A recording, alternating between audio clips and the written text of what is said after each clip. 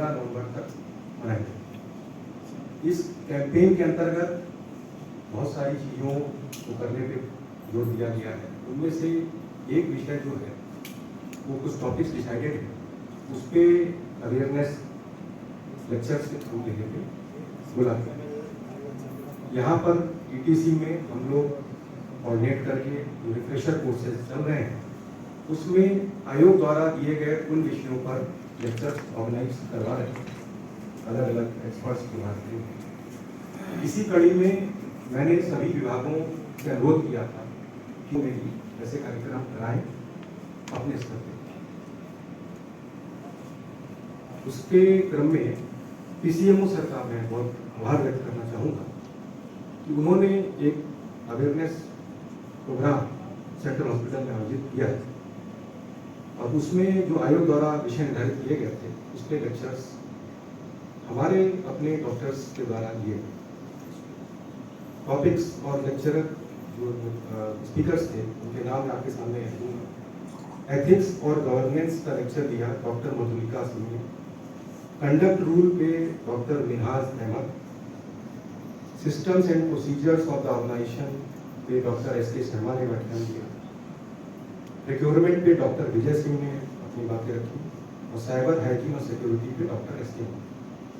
आप विश्वास करें सारे के सारे लेक्चर्स और जो स्पीकर्स थे so well versed with the topics, इतने अच्छी नॉलेज डोमेन नॉलेज थी इन सभी विषयों की। इट वॉज वेरी सरप्राइजिंग और the team was led by PCMO sir.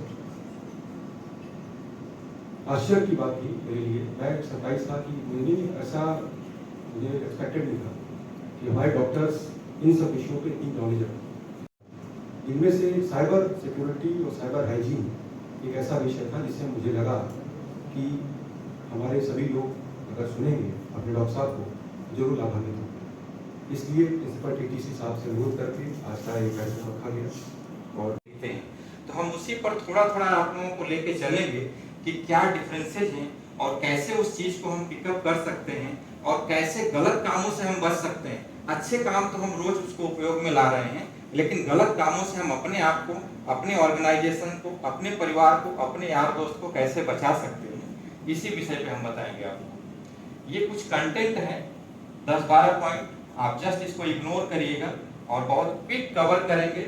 जहां पे आपको लगे कि यहाँ हमको स्लो करना है आप हाथ उठा दीजिएगा, ठीक है। First one, what is difference between cyber hygiene and cyber security. Cyber hygiene जैसे आप देख रहे हो ना, cyber hygiene refer to set up best practice which can one follow to minimize the risk to their personal data and identity। Personal data and identity को minimize करना है, ऐसी प्रैक्टिस हमको करना है जिससे हमारा पर्सनल डेटा और आइडेंटिटी मिनिमाइज हो, उसी को हम कहेंगे साइबर हाइजीन। दूसरा, साइबर सिक्योरिटी क्या है? The practice of protecting network, computer and program is called cyber security. Medical science में समझाते हैं।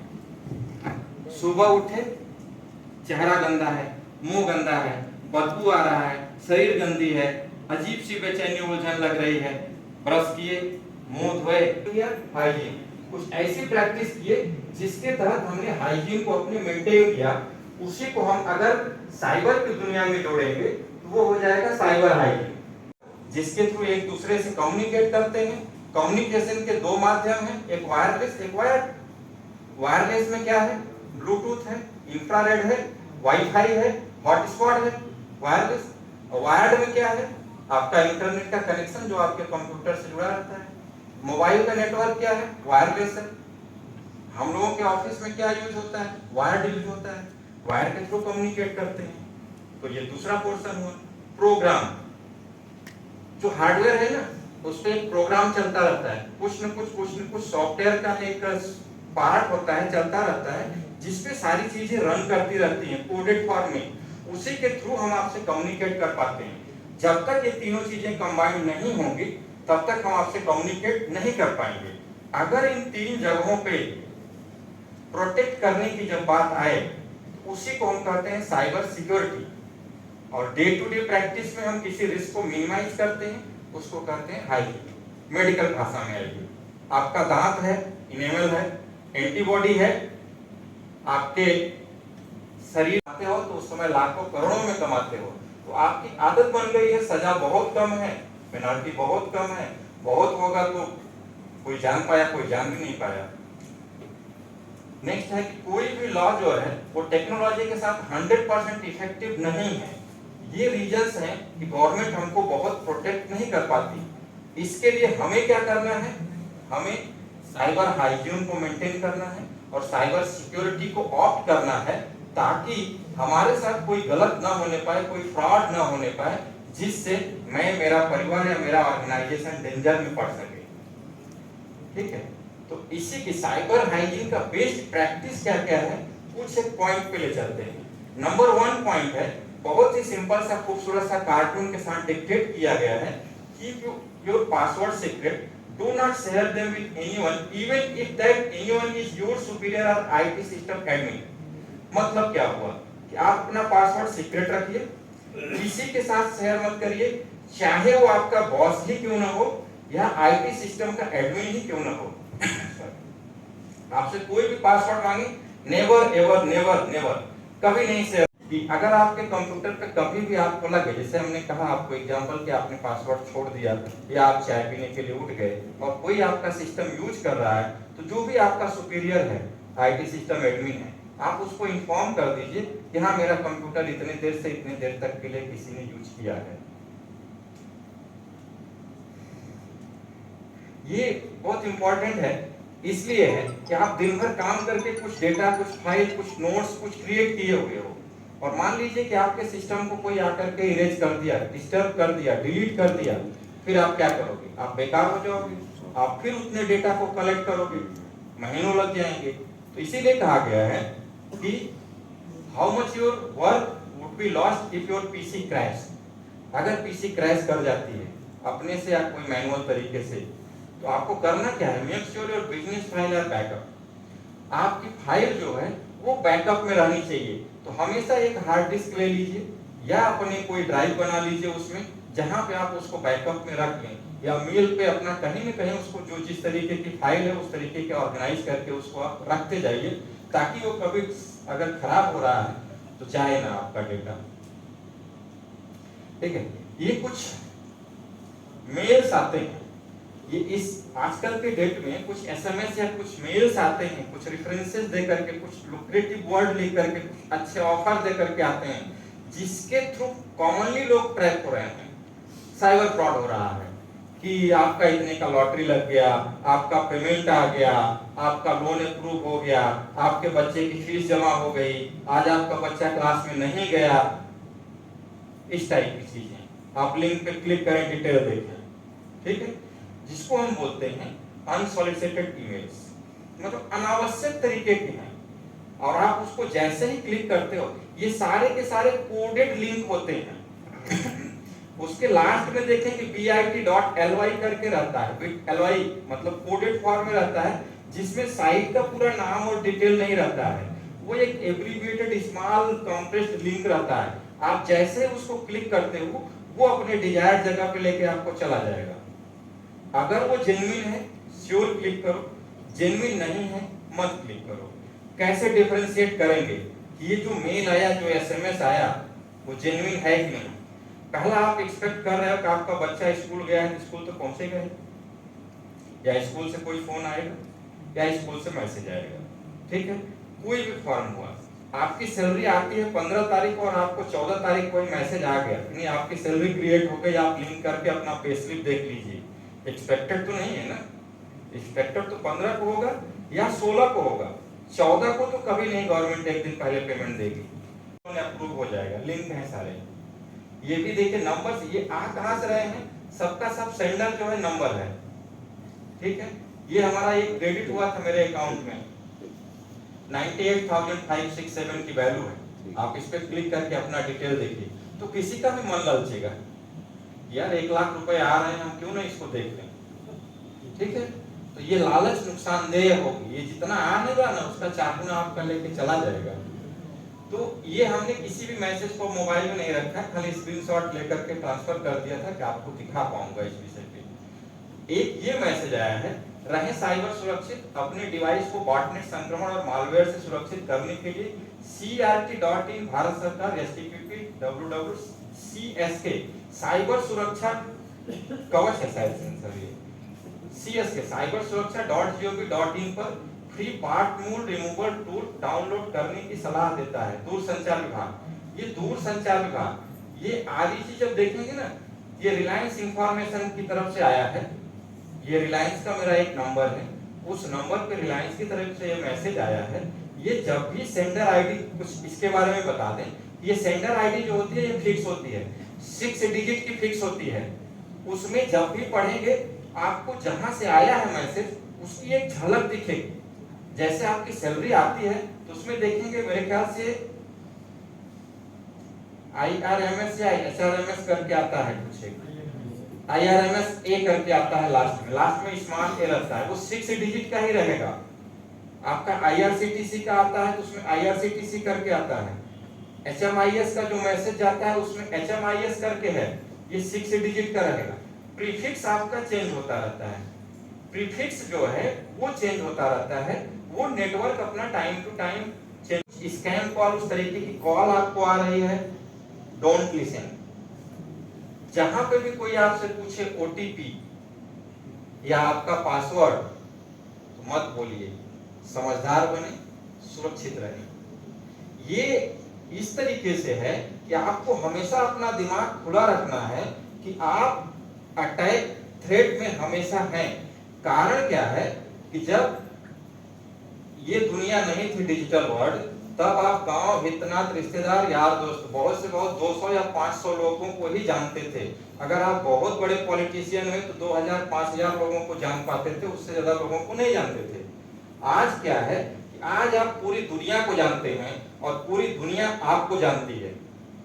आप किसी को भी खोजने का प्रयास करिए, गूगल पे सर्च मारिए, उसका फोटो, बायोडाटा, सब कुछ 2-4 पीढ़ी का डिटेल आ जाता है कि वो कहां कहां रहा है, क्या क्या किया है, क्या अच्छा काम किया है, क्या खराब काम किया है, सब दिखता है।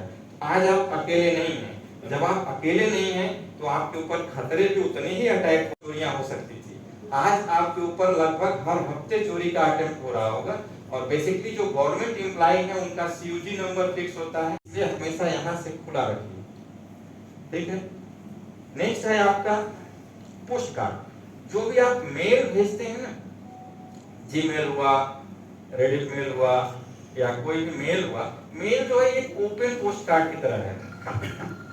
जैसे पोस्ट कार्ड हम लोग भेजते थे तो उस पोस्ट कार्ड को कहीं भी कोई भी रास्ते में रीड कर सकता है, वैसे ही मेल जो भेजते हैं वो कोई भी कहीं भी रीड कर सकता है। उसके प्रोटेक्शन के लिए क्या किया गया है, मेल को इंक्रिप्टेड फॉर्म में भेजना है। इंक्रिप्टेड फॉर्म क्या होता है, एक कोडिंग जनरेट हो जाती है। जब किसी चीज को आप इंक्रिप्ट करते हो तो वो एक कोड के फॉर्म में हो जाता है।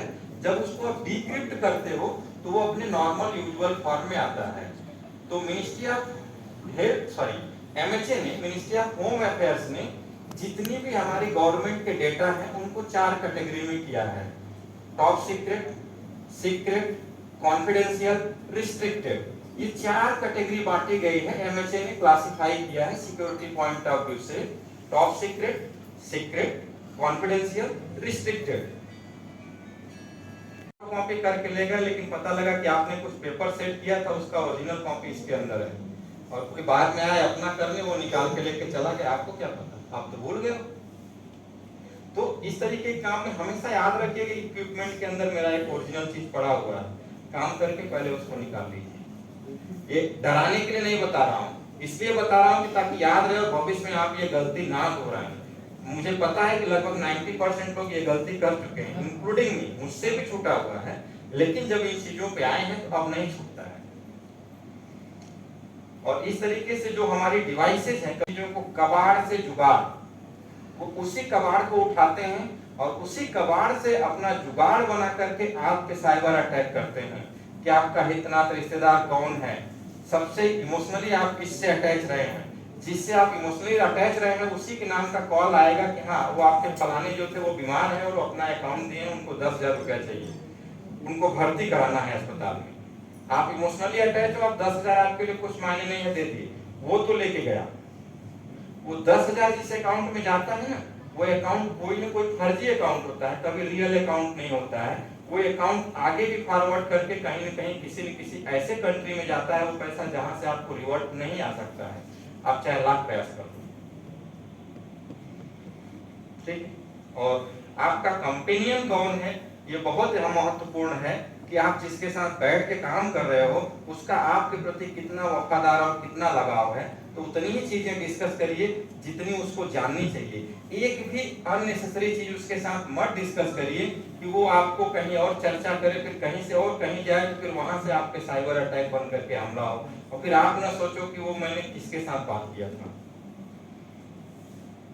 और कॉमनली फोन पे बात करते समय लोग बड़े शौक से, अब तो कम करते हैं, पहले जब नया नया फोन आया था तो बड़े शौक से चिल्ला करके बोलते थे, हाँ और बताओ ठीक है सब, ऐसे बात करते थे।